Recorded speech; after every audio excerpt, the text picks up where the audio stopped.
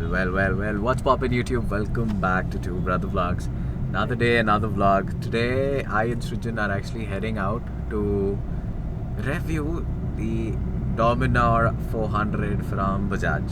This will be the first time I am riding a Dominar. I've never ridden it. It actually has the same engine as a 390 Duke, but I've read the reviews. It says it's differently tuned. It has much better low-end torque. But let's see. Well, boys and girls, here we have the Dominar 400 BS6 edition. This bike, the Odo is at the bottom here. It's done 3,300 odd kilometers. It's 4 o'clock in the evening. Currently in 4th gear, 50 kilometers per hour. Well, we have the green example here. But first thing, before I do anything about this bike, I am in love with the quality of these rear view mirrors. Like, these are literally some very high quality metal. It's not plastic. It is extremely high quality. First things off the block, it is a very light clutch, like one finger operation, butter smooth in that sense. And the power output is reasonable. We will do it once we get a little open stretch and how it does. And coming to the power output, it's slightly detuned when you compare it to the Duke 390, but there's ample amount of grunt on this machine for doing long distance touring, and it sounds fab. It's got a deep throw. It's not loud, but it's got a deep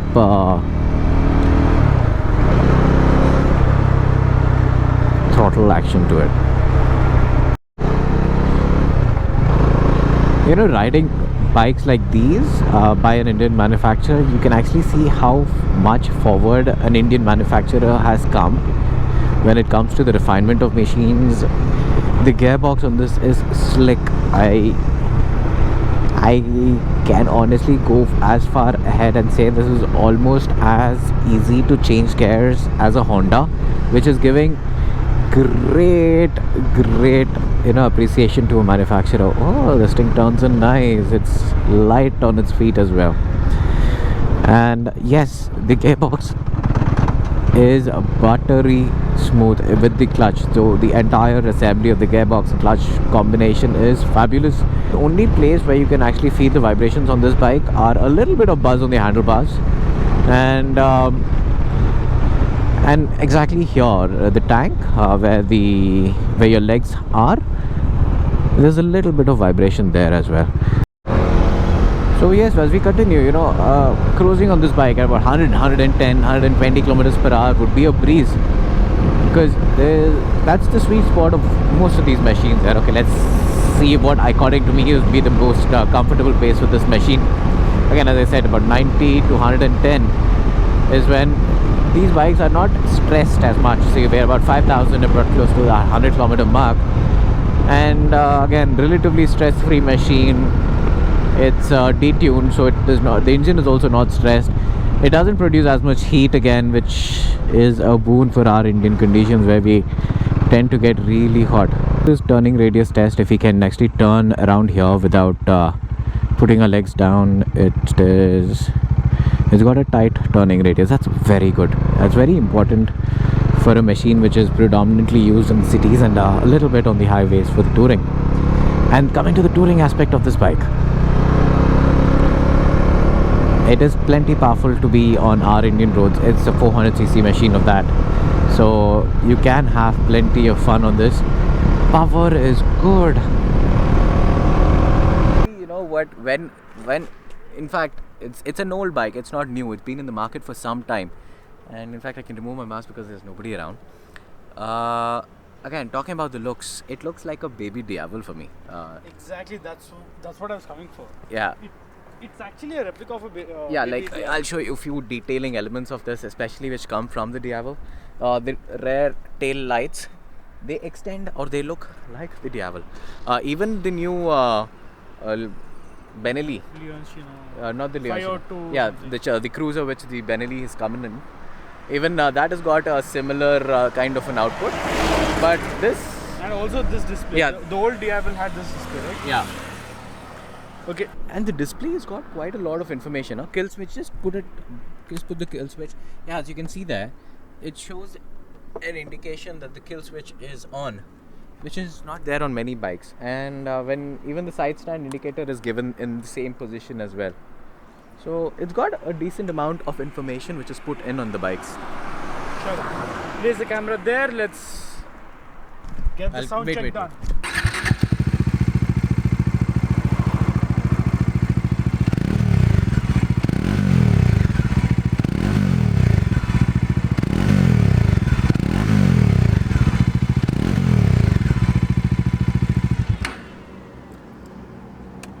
Chalo.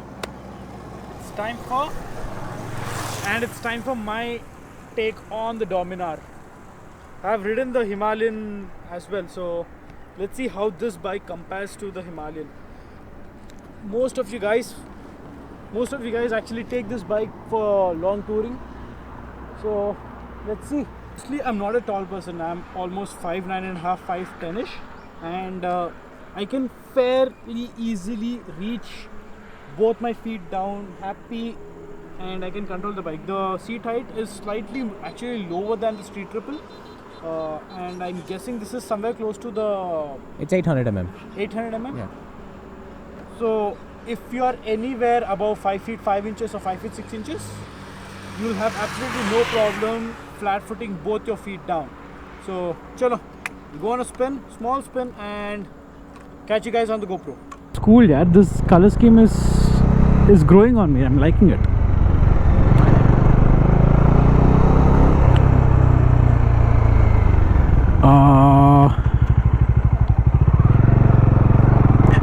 What all you get? Let me stop here and see what is the difference between both the screens. You get your gear position indicator here and here. You get your odometer here. You get time here and here. It's almost mimicking both the same, except for the auto. Everything else is the same. You're getting the indicator and the time on both the screens. What's the difference? Though this is looking cool, but it is mimicking the same thing. Okay, I did not understand that part. So gear position indicator, time, rev meter, your speed, and the fuel gauge. Your odo is here, down here.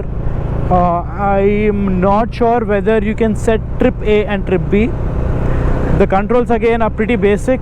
The pass switch, high beam, low beam, indicators, horn, a better horn than an Activa horn, ignition kill switch. This is for the lights, and this is the power switch.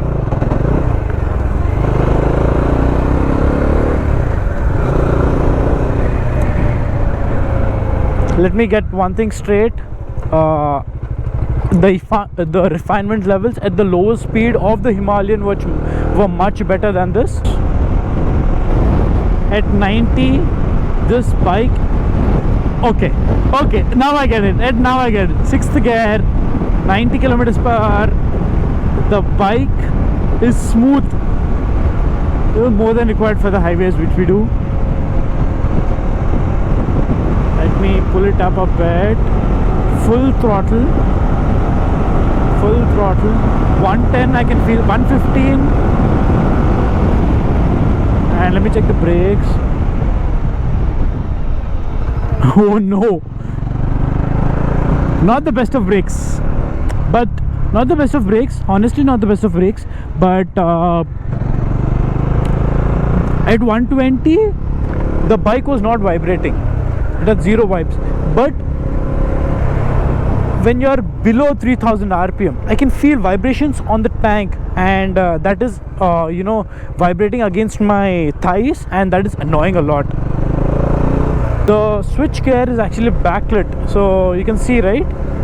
Color, blue color hai, blue color hai, blue color hai. This is with regular pulsars too, yaar. My Pulsar 220, when I owned that, even that had the same switchgear. Nostalgic feelings. We've got a rev limiter. Okay. I have vibrations. Yep, you're getting that rev limiter. That's working too. Very close to the RPM limiter. The bike starts vibrating a lot. Sound in a tunnel. Whew. That was nice. That was cool.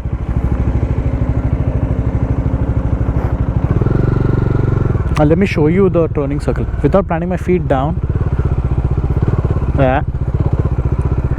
Turning circle on this is actually very easy. I think the bike weighs, one more time here, it deserves. I guess the bike weighs close to 180, 190, 200 kgs, but honestly you cannot feel that weight. Press on the brakes very hard.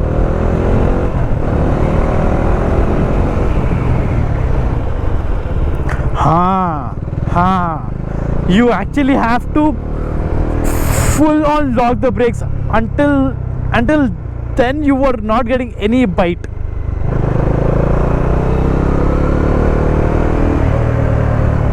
And honestly speaking, based on my experience of owning a Bajaj Pulsar for more than like 3 years, Royal Enfield technicians are actually much more knowledgeable than Bajaj technicians. Okay, I'm talking about 4 years ago, 4.5 years ago actually. But at that time, Royal Enfield engineers were much more knowledgeable than Bajaj engineers. I'm not sure about now, but I'm not sure whether that brake issue is with this particular bike or with any other Dominar, but I felt a little smushy. Duke's brakes were much punchier, much grabbier, because I have ridden Aditya's and Edwin's bike, so with first-hand experience I can tell you that those bikes had much better brakes than this. So far I did not feel the heat coming out from the engine. Dukes have that stupid fan wala sound. Iska to nothing is on till now. So the heating and the heat dissipation, Bajaj have nailed it, I guess, though with the same engine.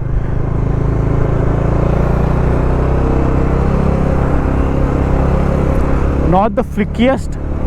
When you're flicking like this,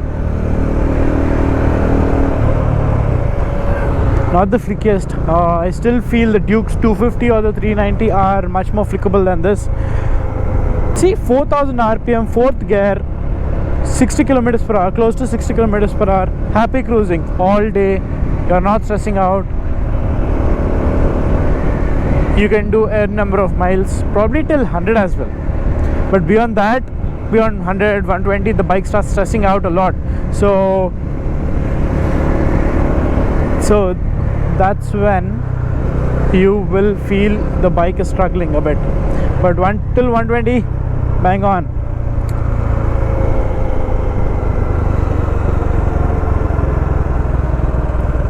See, 4th gear, 25. You see that? You see the knocking? That does not happen with the Himalayan. I'll show you guys one more time. 4th gear, 25. Off your gear, yeah, really.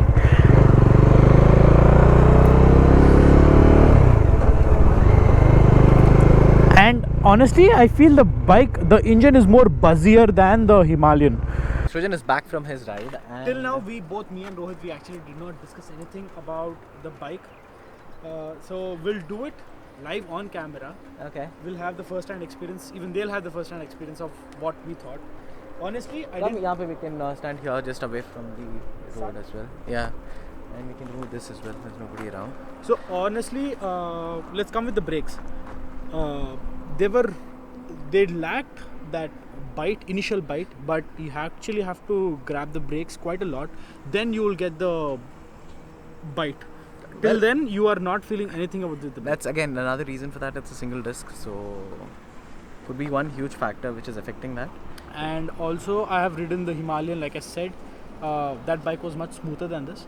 Smoother than this. Much smoother than this. Wow, I felt this bike was smooth. Okay. This bike- These Indian brands are coming off with a great few bikes, eh? So this bike, As in, I found the clutch on this and the Extremely gear lever light. extremely light, and the clutch is extremely easy to do.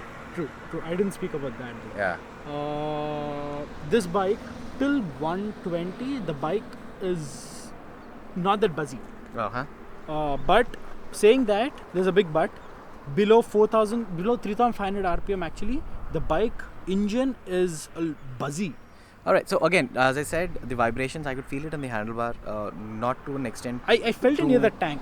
Again, I remember a single cylinder bike which we had from Bajaj, which was the Pulsar 220, and that had a lot of vibrations. Coming from there to this, there's a huge difference. The amount of vibrations on this and the handlebar are much less, but you can definitely feel more. All the single cylinder Below bikes, 3,500 all RPM, single cylinder I bikes, you felt can that. feel them, and also the inner thigh is where I felt the vibrations. Me too. So beyond 120, that's when the bike starts struggling, and engine is more stressful. The Himalayan which we rode, that bike did till 90. That's when the bike is struggling. So this bike is more mainly. So- what I felt, this bike is actually mainly for touring. It's not for like off-roady. It's not an off-road bike for sure.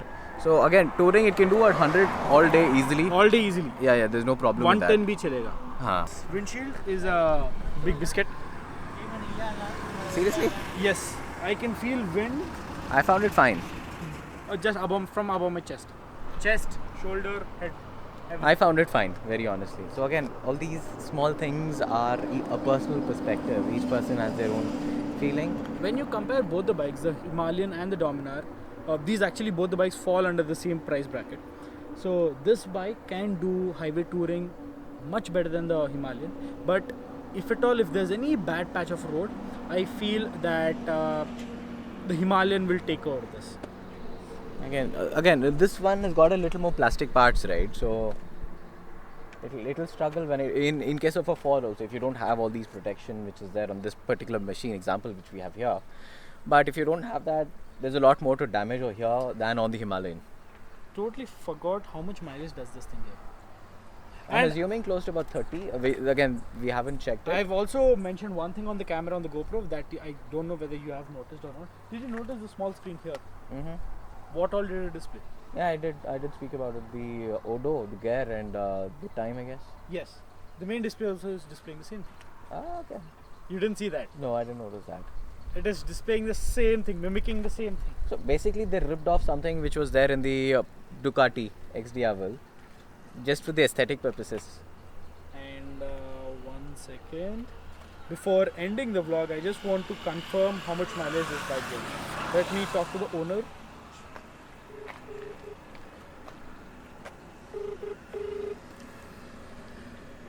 Srijan.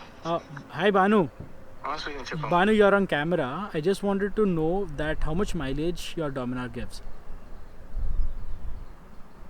Srijan. Banu, Srijan, చెప్పు. you're on camera. I just wanted to know how much mileage does the Dominar give? Approximately for me on highways it is around 32, 28 And in the city? on an average. City probably I didn't check, but most probably 25, 26 approximately. 25, 26 in the city and 32 highway pay. Yeah, 32 I got. Okay, Banu, thank you. Yeah, thanks. So that's what you've heard from the owner himself. So what the mileage he's getting. So 32 is actually a little low because our street triple, which is a 765, I thought 32 in the city would be fine. would be fine, and Yeah. somewhere close to 35, 37 on the highway. Yeah. So Because KTMs were getting 37. Edwin's bike, the Adventure 390, was getting 37 on the highway. I honestly expected more because our street triple 37 gives close to 30, 27, 34, 26 on the highway. On the city, it gives about 25. So this is a little more than that, which is and that thing makes about 3 times more power than this bike. In both. If you're going with the looks department, this bike will kill it. Oh, definitely. The Street Triple is not a looker. It's again, Street Triple is a bike where, okay, we're not comparing. We'll speak about it in another video. It doesn't make sense speaking here. But this is our take on the Dominar, guys. It's a beautiful bike for the Hope price. you guys like it. And the battery on the camera is almost Yeah, put to so that's die. why we're kind of hurrying up. But it's a beautiful machine. For that price, it is absolute a steal. If at all you guys want any more information, feel free to ping us on Instagram, and we will personally message you about this bike, about the Himalayan, about the KTMs. Again, whatever bikes we have ridden, we can speak about it. Something which we haven't ridden, not as much. Soon there are more bikes coming in this category to review. And by saying this, Bye. Love you all. See Peace you in the out, next guys. round. Bye.